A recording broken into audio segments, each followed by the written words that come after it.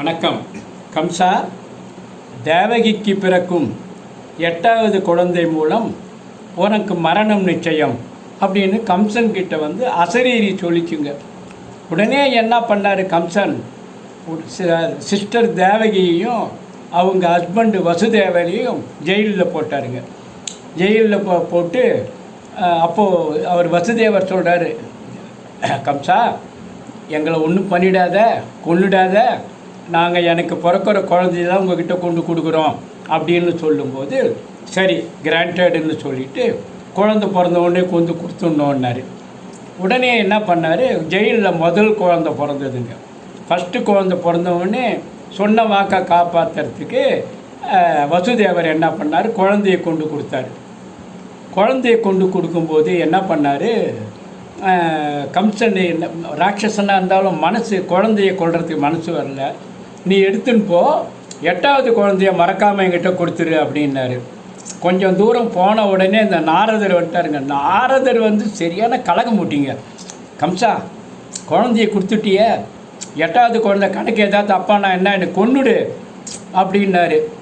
திருப்பி அவெல்லாம் ராட்சசனுக்கெல்லாம் புத்தி கம்மியாச்சா, கொண்டா அவனை போய் குழந்தைய கூட்டணும்னு சொல்லிவிட்டு குழந்தைய கொண்டுட்டாங்க. இந்த மாதிரி 6 குழந்தைய கொண்டாங்க.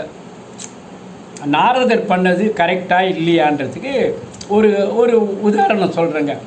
போன ஜென்மத்தில் என்னாச்சு, மரிசின்னு ஒரு முனிவர் இருந்தாருங்க.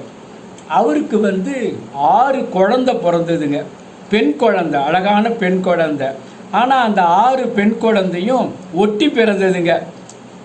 அந்த பெண் குழந்தைங்க பகவான் கிட்ட போயிட்டு ரொம்ப ரெக்வஸ்ட் பண்ணி, சாமி இது மாதிரி இருக்க, நான் திருப்பி நாங்கள் இன்னும் ஒரு கர்ப்பத்தில் நாங்கள் பூலோகத்தில் பிறந்து அதுவாகக்கூடாது, வளரக்கூடாதுன்னும் போது சரின்னு சொல்லிட்டாருங்க.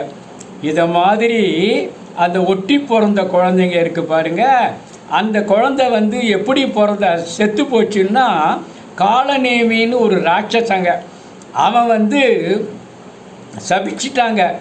அவன் யாருன்னு சொன்னால், இப்போ இருக்கானுங்க இரண்யன், அவன் தான் அந்த காலத்தில் காலநேமின்னு இருந்தான்.